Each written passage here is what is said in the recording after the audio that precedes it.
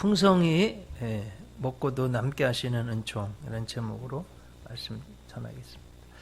여러분, 어린 왕자 아시죠? 그 소설 프랑스의 생텍스베리가 썼는데, 이 생텍스베리가요 아주 인재입니다.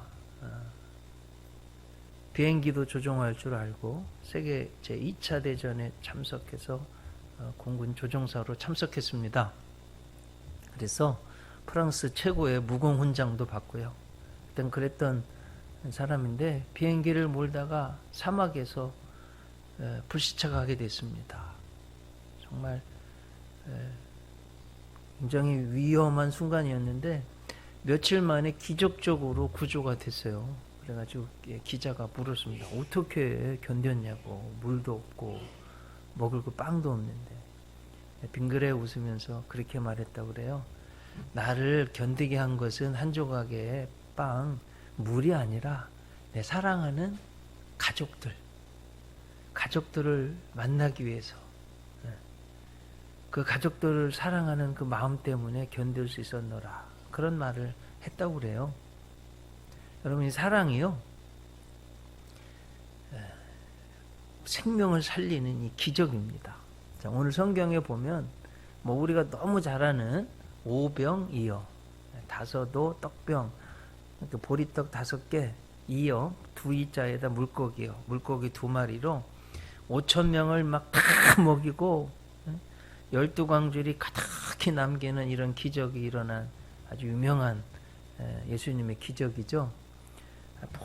풍성히 먹었는데도 남았다는 거예요. 이런 은총이 여러분에게 가득하시기를 바랍니다. 자, 근데 오늘 성경에 보면 많은 무리들이 예수님을 따랐다고 돼 있어요. 왜 그러냐? 자, 여러분 이거 보세요. 인생이요, 저 사람은 다 잘 될 거야.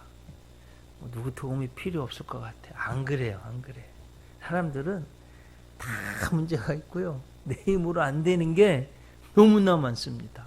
특히 예수님 당시에 많은 무리들이 이렇게 따라온 것은 사실은 예수님, 오늘 성경을 보면 2절에 보면 주께서 행하시는 표적을 봤다고 그랬어요. 표적이요, 그리스어로 세메이온, 이렇게 원어가 본래 성경에 세메이온 이렇게 되어 있는데 영어로 번역한 게 사인이에요. 세메이온, 사인 비슷하잖아요. 여러분, 우리 사인 보면 뭔가를 말하고 지시하고 있잖아요. 그러니까 예수님의 행하시는 이 표적, 이 기적을 보고 쫓아왔다는 거예요. 그래서 요한복음, 제가 이제 오늘 성경 몇 장이에요? 6장이죠. 6장까지 나온 기적을 요한복음에는 7가지 기적이 있는데 대략 설명드리려고 그래요. 바로 요한복음 앞에 있는 5장에 보면 나면 38년 동안 베데스다 연못가에서 너무 심한 병으로 누워있는 분이 있어요. 자, 여러분 한번 생각해 보세요. 38년 동안 누워있으니 그 베데스다 연못이요, 물이 동하면 천사가 내려온다고 그래서 제일 먼저 들어가는 사람은 모든 병이든 낫는다고 그래서 거기 다 모여 있는 거예요. 그런데 38년 동안 못 일어났다고 그러면 그 눈물, 땀, 소변, 대변이 편했을까요, 여러분? 얼마나 그 자리가 정말 너무 안 봐도 훤하잖아요. 예수님이요, 내 자리를 들고 일어서라 해가지고 이렇게 세워주셨어요. 얼마나 놀라운 기적인지 모르겠습니다. 주님은 우리를 이렇게 세워주시는 분이시다 하는 거예요. 여러분들 주저앉아 계신 분들이 계시면 일어나시기 바랍니다. 사업도 일어나고 믿음도 일어나고 막 성령도 충만해서 막 일어나고 이런 분들 되시기 바랍니다. 제가 제 컴퓨터에 이렇게 스크린에 붙여놓고 매일 생각하는 오그만데이노라는 사람이 말한 승리하는 비결 10가지 말씀드리려고 그래요. 여러분들도 한번 해봤으면 좋겠어요. 첫째, 좋은 습관을 반복하라. 2번째, 사랑으로 모든 사람을 대하라. 3번째, 포기하지 말고 성공할 때까지 밀고 나가라. 네 번째, 내 자신에 대해서 자부심을 가져라. 다섯 번째, 오늘이 마지막 날인 것처럼 살아라. 그럼 열심히 살 거 아니에요. 오늘이 마지막이면. 여섯 번째, 자신의 감정의 지배자가 되어라. 절망하지 말고 다시 일어서는 감정을 가지라. 일곱 번째, 의도적으로 웃으면서 긍정적으로 살아라. 여덟 번째, 실패를 두려워하지 말라. 아홉 번째, 실천하는 삶을 살라. 열 번째가 재밌어요. 독실한 크리스찬이거든요. 지금까지 적혀있는 9가지 내용을 놓고 전능하신 하나님께 기도하지 않으면 아무 소용이 없다. 그랬어요. 정말 가난했던 사람인데 아주 성공한 사람이 됐어요. 오그 만디노. 엄청난 책도 썼는데요. 하여튼 하나님이 이렇게 여러분 일어나기를 원하시는 거예요. 저에게 큰 용기를 주었던 10가지 비결 제가 노트에다 다 써가지고 내 자녀들한테 다 써준 내용입니다. 여러분들도 한번 찾아보시고 궁금하시면 내 다음 주에 제 설교 나올 수도 있고 인터넷 치면 다 나오니까요. 오그 만디노 승리하는 비결 10가지 생각해 보시기 바랍니다. 또 예수님 쫓는 이유가요. 막 기적을 베풀어 주세요. 요한복음 2장에 보면 가나 혼인잔치, 이스라엘은요 전쟁에도 안 내보내. 결혼한 사람들은 일주일 동안 잔치예요. 그리고 끝에쯤 갔는데 포도주가 떨어졌네요. 잔치가 아주 망치게 생겼어요. 예수님이 하인들한테 물을 좀 채워라. 6항아리 채웠어요. 연회장에게 갖다 줘라. 갖다 줬더니 물이 좋은 포도주로 변해버렸어요. 이런 기적, 요한복음 2장에. 또 요한복음 4장에 보면은요, 왕의 신하의 아들이 죽게 됐습니다. 대부분 여기 지금 왕의 신의 아들이라고 할 때는 지금 갈릴리 북부에 로마의 제3군단이 주둔하고 있었는데 거기에 신하로 봅니다. 그러니까 예수님께 왔어요. 그러니까 예수님 가서 고쳐주겠다고 그러니까 오는 걸 감당하지 못하겠습니다. 주님 말씀만 하시면 저도 군인인데 오라 하면 오고 가라 하면 갑니다. 주님이 말씀만 하시면 제 아들이 나을 줄 믿습니다. 허이 주님이요 이걸 보시고 가라 내 믿은 대로 될지어다 하고 돌아서서 믿고 갔네요.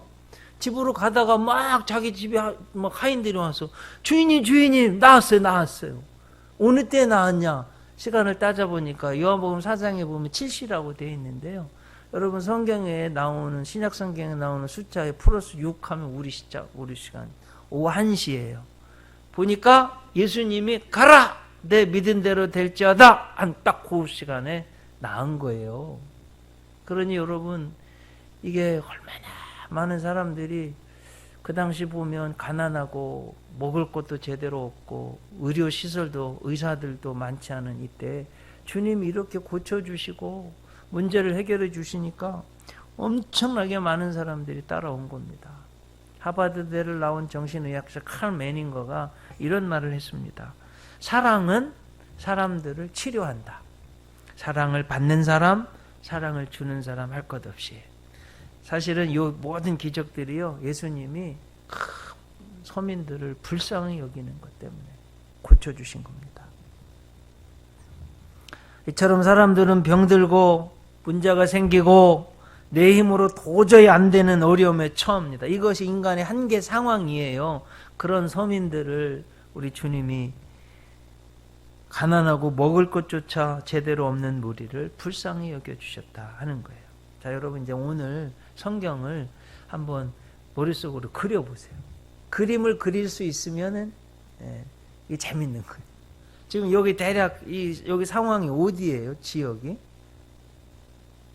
오늘 성경 1절에 보니까 갈릴리 바다라고 되어 있네요.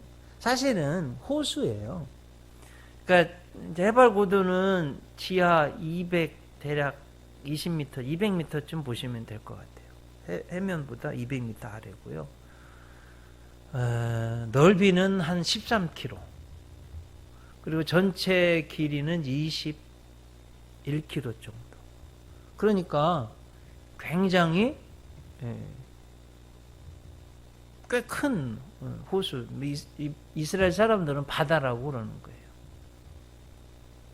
상황이 이래요. 지금 예수님이 너무 하루 종일 많은 사람들이 찾아오니까 오늘 여기 5,000명 그렇게 돼 있잖아요. 20세 이상 남자만 5,000명이니까 여자 또 나이 드신 분들 또 뭐 아빠 따라온 여기 오늘 소년이라고 그랬잖아요. 파이다리온이라고 말한 소년은 10대 소년이에요. 이 사람은 카운트도 안 된 숫자 셀 수도 없는 거예요. 그러니까 보통 3 곱하기 하든지 4 곱하기 합니다. 적게는 15,000명, 많게는 20,000명까지 볼 수 있는 무리들이에요. 그러니까 예수님 쫓아다니는 거예요. 하여튼 많은 사람들이 예수님께 오니까 주님이요 그 사람들 고쳐주고 상담해주고 뭐 말씀해주고 하다 보니까 너무 지쳤어요. 얘들아 배를 타자. 맞은편으로 가자. 하고 사람들이 보는 데서 배 타고 이렇게 가는 거예요. 그렇게 쫓아온 사람들이에요.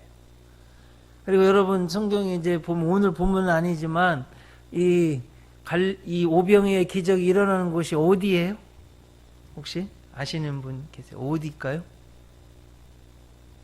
벳세다예요. 벳세다. 그러니까 갈릴리 호수 북쪽에 있는 언덕이에요. 저도 가봤는데 자 한번 여러분 이제 풍경화를 그려보세요. 지금 호수가 다 한눈에 내려다 보이는 곳이에요. 이게 지금 아침이겠어요? 점심이겠어요? 저녁이겠어요? 어느 때쯤 됐을 것 같아요? 제가 볼 땐 저녁 때쯤 됐을 것 같은데요. 하루 종일 말씀을 전했기 때문에 이제 집으로 돌아가야 되는 시간이니까 저녁 때쯤 되었을 것 같아요. 선선해요. 가보니까 갈릴리 바다 너무 갈릴리 호수 멋있어요. 벳사다 지역 참 아름답습니다. 자, 오늘 성경을 또 봤어요. 어디 위에 앉으라고 그랬어요, 예수님이? 잔디밭에. 그러니까 여러분 이게 정말 바람은 선선하죠. 하나님 주님의 말씀을 들어서 영적인 풍성한 양식을 먹었죠. 그리고 잔디밭이죠. 정말 예수님이 오병이어의 기적을 베풀어 주셔서 물론 보리떡 5개지만 서민들에게 시장인 반찬이라고 지금 뱃속에서 꼬르륵 소리 나는데 얼마나 맛있겠어요. 물론 크지 않은 물고기예요. 여기 나오는 물고기는 여러분 혹시 익투스 들어보셨죠? 익투스. 물고기란 뜻이죠. 큰 물고기. 시장에 내다 팔만한 물고기예요. 오늘 성경에 나오는 물고기는 옵사리온이라는 단어를 썼습니다. 언어에. 옵사리온이라는 단어는 이런 소리예요. 잡다가 상한 물고기라든지 크지 않아서 이건 놔주기도 너무 치어는 놔주잖아요. 놔주기도 어려운 이렇게 한쪽에 놓은 그래서 서민들이 가져다가 요리해 먹는 그런 물고기예요. 하지만 저도 가서 여기 지금 갈릴리 호수에 유명한 물고기 베드로 물고기 있잖아요. 성지순례 다녀오신 분들 드셔보셨죠? 저도 튀긴 거 이만한 거 먹어봤는데 얼마나 맛있는지 몰라요. 네. 그거 엄마가 지금 요리해줘서 네? 이거 지금 먹는데 얼마나 맛있겠어요. 근데 이제 오늘 성경에 보면 아주 재밌는 단어가 은혜로운 단어가 하나 있어요. 그들이 어떻게 먹었다고 돼 있어요? 11절에 원하는 대로 원하는 만큼. 이제 대략 40년 전 50년 전만 해도 저는 논산 평야에서 자랐는데 갈치 한 토막 온전하게 먹기가 힘들었어요. 내륙 지역이어서. 언제 한번 갈치 이렇게 손바닥 반만한 거 온전하게 먹어볼까? 저 어렸을 때 실제로 그랬습니다. 조개 한 마리 나 혼자 온전히 언제 먹어볼까? 저 어렸을 때 그랬어요. 실제 그랬어요. 우리 장로님 세대에도 섬에서는 안 그러시는지 모르겠는데 그리고 계란 프라이 그거 하나 온전히 한번 먹어볼까? 우리 아버지 좀 안 남겨주시나? 뭐 이랬던데요. 네. 저 세대도 그랬으니 저 선배 세대들은 요즘 세대들은 정말 감사할 줄 알아야 돼요. 뭐 먹을 것이 없었다고 왜 굶었냐고 라면 끓여 먹으면 되지 이랬대는데 요즘 사람들 그 물고기를 여러분 되는 만큼 먹게 해주셨다는 거예요. 그러니까 이 서민들이 이제 얼마나 감사했겠느냐. 그러니까 주님과 함께 선선한 바람이 부는 잔디밭에서 저 멀리 호수가 보이고 보리떡을 먹고 맛있는 물고기를 먹으면서 얼마나 감사한 상황인지 여러분 아셔야 돼요. 근데 조금 더 성경을 깊이 보려고 그러면 사회 정치적, 사회 경제적 상황을 political, socio, economical background를 조금 보셔야 돼요. 자, 여러분 이스라엘 예수님 당시에 이 시대를 한번 생각해 보세요. 대략 이스라엘 역사를 정리해 보면 여러분 이집트 제국에서 노예 생활을 했잖아요. 그래가지고 적과 꿀이 흐르는 가나안 땅에 들어 나라를 세우긴 했는데 하나님 잘 안 믿어가지고 북이스라엘은 아수르 제국에게 멸망당해서 비참하게 포로 생활하고요. 남유다도 바벨론한테 포로 생활하고, 물론 이제 바사 메대 제국, 바사 페르시아 제국은 돌아가게 해줬지만 잠깐 회복을 했지만 또 로마 그리스 제국 이후로 로마 제국에게 나라를 다 빼앗긴 상태입니다. 잘 아시듯이 예수님 죽이게 하는 결정도 이스라엘이 못하고요. 로마 총독이 하게 하는 이런 주권을 빼앗기고 사람 한 명도 어떻게 할 수 없는 이런 비참한 정치적인 상황, 그 상황 가운데 있는 이스라엘 사람들이에요. 사회 경제적 면은 이렇습니다. 그리스나 로마의 귀족들이 와서 땅을 다, 큰 땅들을 다 샀어요. 이스라엘 사람들은 땅을 다 뺏겼네요. 대부분 서민들이 뭐 했냐면 일용직 노동자로 전락했습니다. 마태복음 20장에 보면 포도원 품꾼의 비유가 나와요. 여러분 비유는 팩트 사실이라고 말씀드렸죠. 거기 보면 일용직 노동자들이 하루 품삯을 벌어서 한 데나리온 벌어서 요즘으로 말하면 건장한 남자의 하루 품삯이 한 데나리온이에요. 대략 10만 원 정도 된다고 보면 9시에 나가 있어요. 저도 34년 전에 대학교 1학년 때 일용직 노동 해봤습니다. 가서 이제 잘 보이려고 이렇게 서 있어요. 그럼 트럭이 와서 태워서 가는 거예요. 그러면 밥 주고 하루 열심히 일하고 저녁에 얼마, 그때 한 5만 원 잘 받으면 뭐 6만 원, 7만 원도 받고 그랬습니다. 34년 전에도 꽤 잘 받은 거예요. 네, 열심히 했습니다. 그래가지고 신학책도 사보고 했던 기억이 나는데, 마태복음 20장에 보면 9시에 나가서 일한 사람도 한 데나리온 받고요. 12시에 나간 사람도 한 데나리온 받고 3시에 나간 사람도 한 데나리온 받았어요. 근데 충격적인 건 5시까지도 그 일자리를 얻으려고 남아있는 사람이 있었어요. 5시. 주님이 들어오라고, 빨리 일하라고. 근데 여러분 뭐 대략 1시간 내지 2시간 했을 거 아니에요. 해질 때까지. 그 사람이 얼마나 열심히 했겠는지를 알겠죠? 어느 상황이냐면요, 내가 오늘 벌어가지 못하면 내 처자식 굶는다. 이랬기 때문에 3시가 돼도 5시가 돼도 집에 못 들어가는 거예요.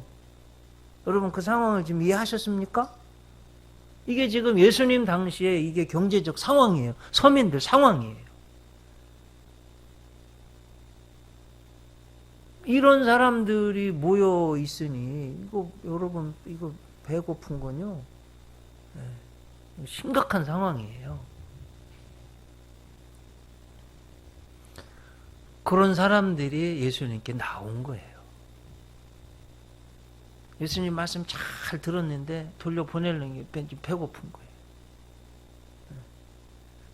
그런 사람들이 또 예수님을 쫓는데요, 아마 예수님을 쫓는 자세가 오후 5시에 일거리를 받아서 너무 감사해서 고마워서 막 발이 안 보이게, 얼마나 열심히 일했을 건 안 봐도 훤하잖아요. 그런 자세로 주님을 쫓았을 것이라는 거예요. 오늘 본문 1절 말씀 보면 그 후에 예수께서 디베랴의 갈릴리 바다 건너편으로 가심에 2절에 뭐라고 돼 있어요? 큰 무리가 따르니. 이제 또 오늘 성경이 어디라고요? 요한복음 6장.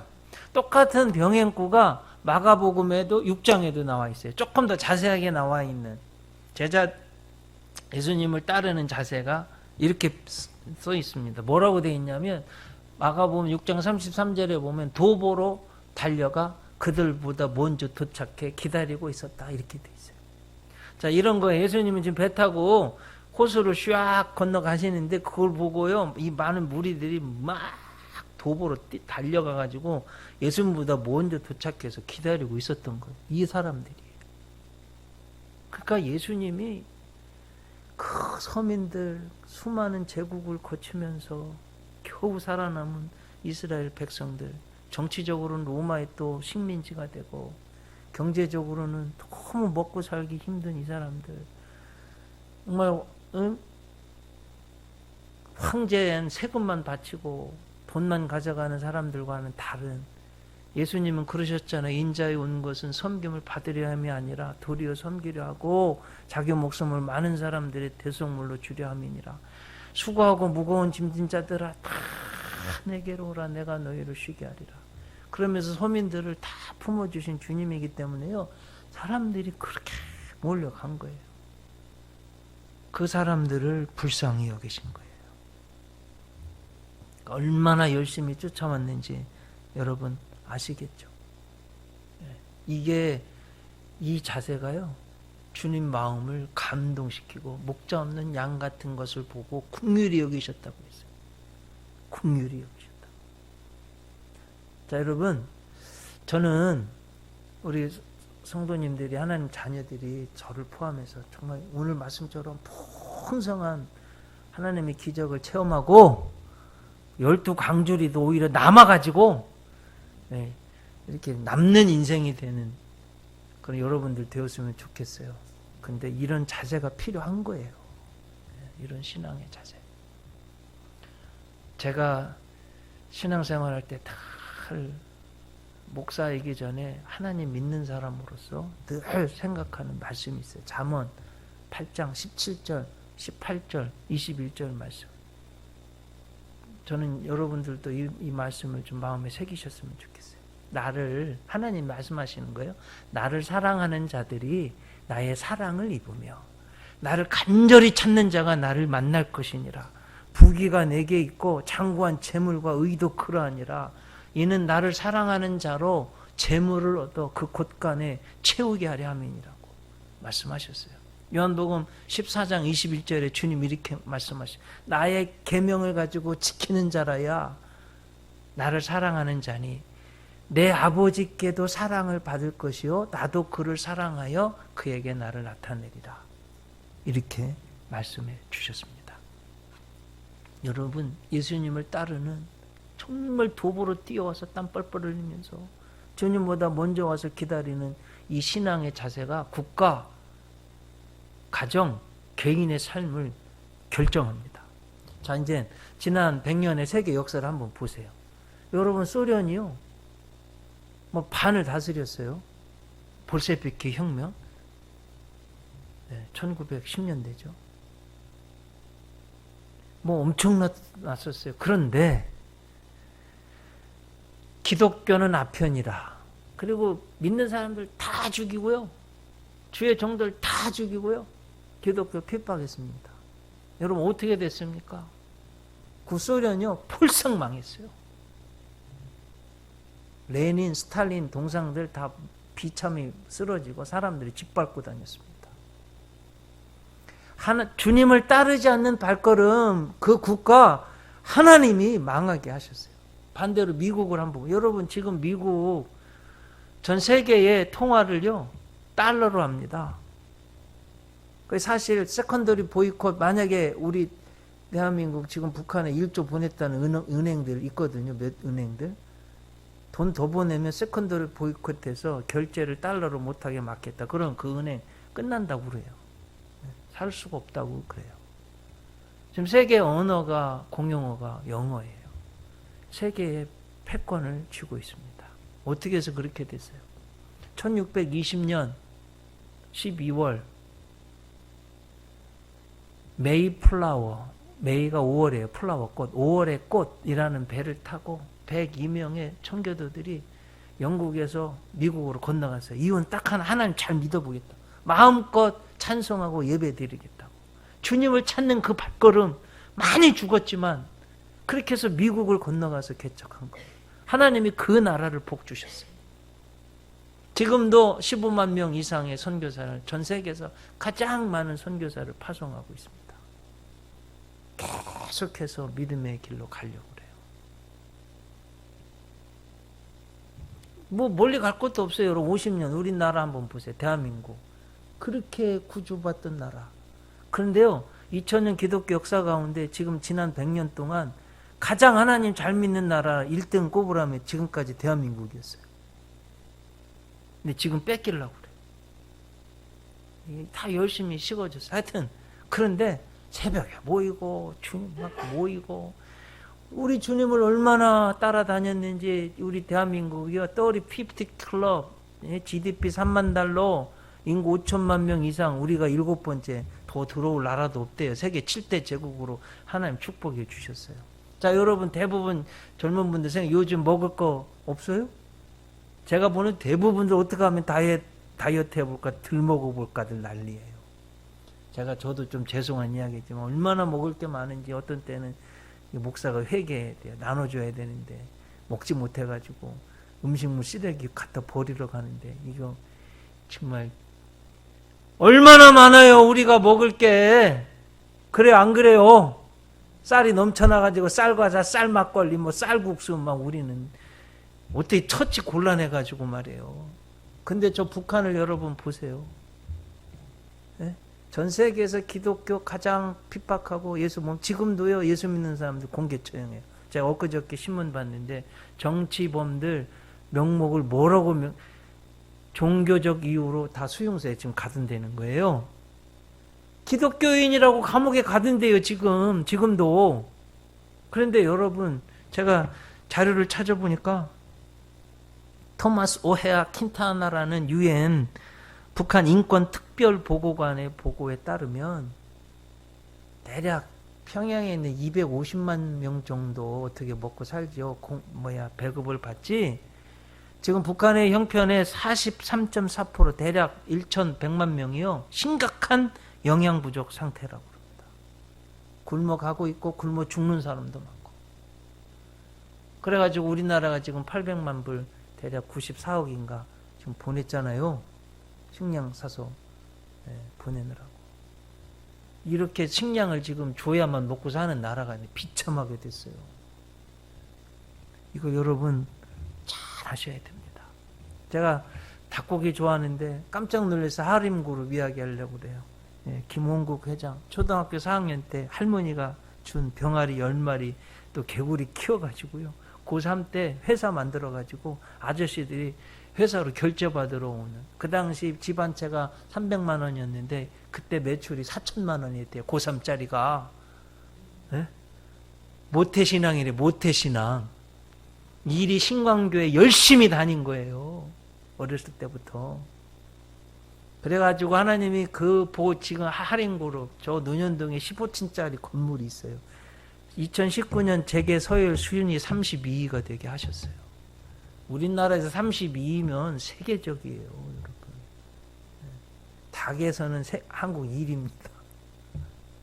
그런데 이 장로님이요, 교회를 가는 거예요. 그 일이 신광교회를 450억 헌금해서 건축위원장 돼서 지었어요. 일이 신광교회는 제가 짓는 거 읽어봤거든요. 이 장로님이 미국 유명한 교회 다 돌아다니고 좋은 거 다 써가지고 와서 오늘 말씀드린 원대로 짓고 싶은 대로 농구장도 짓고요. 음향 시스템 최고로 좋게 450억 들여서 쳤어요.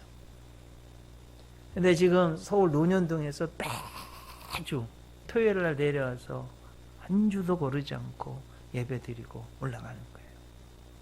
자, 여러분, 우리 교회도 저 세종에서도 오고 논산에서도 오고 저 파남에서도 오고 이렇게 달려오는데 여러분의 발걸음인데 또 가까운 데서도 오고 그 발걸음이 복된 거예요. 하나님이 얼마나 그 발걸음을 복되게 하는지 모르겠습니다.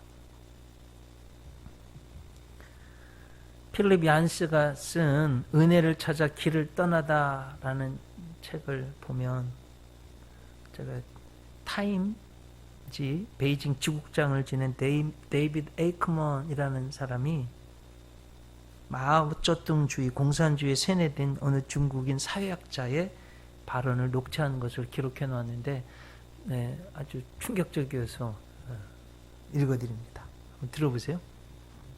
서구가 성공해서 실제로 우위에 있는 원인을 파악하라는 지시가 떨어졌습니다. 사회학자니까요. 왜 도대체 우리가 미국한테 지느냐 이 얘기 한번 연구해봐라. 우리는 역사적, 정치적, 경제적, 문화적 관점에서 연구할 수 있는 건 다 했습니다. 처음에는 당신들의 무기가 우리보다 세서 그런 줄 알았습니다. 그러다 당신들에게 최고의 정치제도가 있기 때문인 줄 알았습니다. 다음에는 당신들의 경제제도에 집중했습니다. 하지만 지난 20년간 우리는 당신네 문화의 심장이 당신들의 종교인 기독교임을 깨달았습니다. 그래서 서구는 그렇게 힘이 셌던 겁니다. 사회생활과 문화생활의 저변에 깔린 기독교의 도덕적 기초, 그것 때문에 자본주의 출현도 가능했고 성공리의 민주정치로 전환할 수도 있었던 겁니다.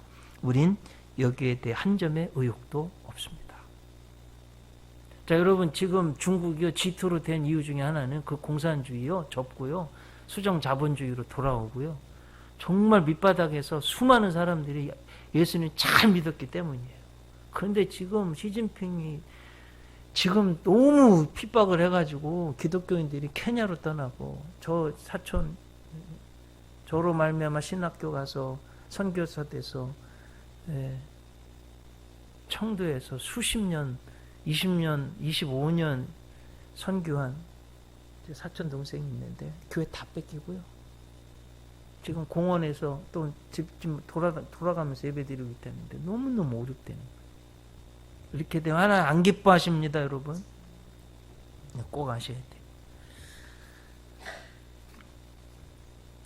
한 말씀, 아주 오늘 말씀 중에 너무 중요한 말씀 10절 말씀 보세요.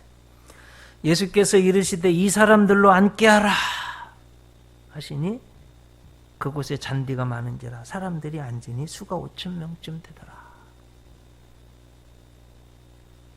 주님이요 앉게하라.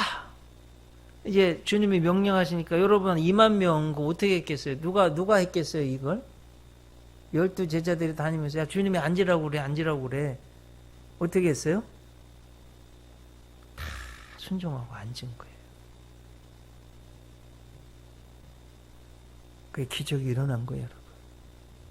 누구 한 사람 뭐 더 달라고 뭐 싸우고 뭐 이런 게 오늘 성경은 그런 거 전혀 없잖아요. 다 앉은 거예요. 그러니까 순종이 제사보다 낫고 들음이 수양의 기름보다 나은 거예요. 네? 여러분 나아만 장군 엘리사가 그 요단강에 가서 7번 한번 씻어보면 문둥병 나고 이 미천 나한테 무슨 우리 나라에 얼마나 좋은 물이 많은데 여기까지 왔는데 무슨 가서 목욕하라고 그래. 근데 순종했더니 큰 문둥병이요 어린아이 피부처럼 샥 나와버렸어요. 여러분 아브라함에게 100세 얻은 그 금보다 귀한 아들 모리아 산에 가서 번제로 드려라. 순종했더니 하나님이 복에 크는 믿음의 조상 되게 하셨어요. 네? 자, 여러분 무언가 정말 하나님의 은혜를 축복을 기적을 체험하시려거든 순종하세요. 하나님의 말씀에 순종해 보세요. 자꾸 내 고집 피우고 불순종하고 내 마음대로 하려고 하지 말고 주님의 말씀에 한번 그대로 순종해 보세요. 주님을 한번 열심히 찾아보세요. 도보로 달려갈 정도로. 물질의 복받기를 원하시는 분은 완전히 11조 해보세요. 상황이 좋든 안 좋든. 정말 주님이 주일을 안식일을 꼭 기억하여 지키라고 그랬으니까 안식일은 무슨 일이 있어도 주일날은 주일은 꼭 지키는 거예요. 그렇게 해보세요. 하나님이 주님이 하라는 대로 한번 그대로 해보세요. 그러면 반드시 복을 주세요. 이제 진짜 더 중요한 건 이제 사실은 결론은 사실은 이거예요. 예수님이 이 불쌍한 사람들에게 풍성한 떡도 빵도 먹게 하시고 고기도 주시고 12광줄이 남게 하신 것. 저는 여러분들이 늘 남는 인생이 되면 좋겠어요. 근데 더 중요한 건 이제 이거예요. 주님이 생명의 떡이시라는 거예요. 주님 이걸 말씀하시면 여러분 성경 이제 펴놓으셨을 거 아니에요. 요한복음 6장 35절이 예수님이 하시고 싶은 말씀이 이제 이 기적을 하시니 아까 말씀드렸죠. 세메이온 표적. 이 표적이 뭔가를 가르친다는 거예요. 주님이 육신의 떡도 해결해 주시네. 그럼 영혼의 떡도 해결해 주신다는 거예요. 영혼의 문제도. 이제 이게 진짜 중요한 거. 35. 예수께서 이르시되 나는 생명의 떡이니 내게 오는 자는 결코 줄이지 아니할 터이요 나를 믿는 자는 영원히 목마르지 아니하리라. 믿으시죠? 37절도 보세요. 아버지께서 내게 주시는 자는 다 내게로 올 것이요 내게 오는 자는 내가 결코 내쫓지 아니하리라. 내가 하늘에서 내려온 것은 내 뜻을 행하려 함이 아니요 나를 보내신 이의 뜻을 행하려 함이니라. 나를 보내신 이의 뜻은 내게 주신 자 중에 내가 하나도 잃어버리지 아니하고 마지막 날에 다시 살리는 이것이니라. 40절을 한번 다 같이 읽어. 예수님이 꼭 하고 싶은 말씀이 이거예요. 40절 읽습니다. 내 아버지의 뜻은 아들을 보고 믿는 자마다 영생을 얻는 이것이니 마지막 날에 내가 이를 다시 살리리라. 예수님이 이거 지금 말씀하고 싶은 이게 더 중요한 거예요. 여러분 이 땅에서 풍성히 얻는 것도 중요한데 진짜 영혼이 풍성하고 영원히 행복할 수 있는 것은 생명의 떡이신 예수님을 먹는 거, 믿는 거예요. 꼭 예수님 마음으로 여러분 믿으시기를 바랍니다. 그래야지 영혼에 예수님이 나는 생명의 떡이시잖아요. 사실은 이 이야기를 하고 싶으신 거예요. 예수님. 기도하시겠습니다.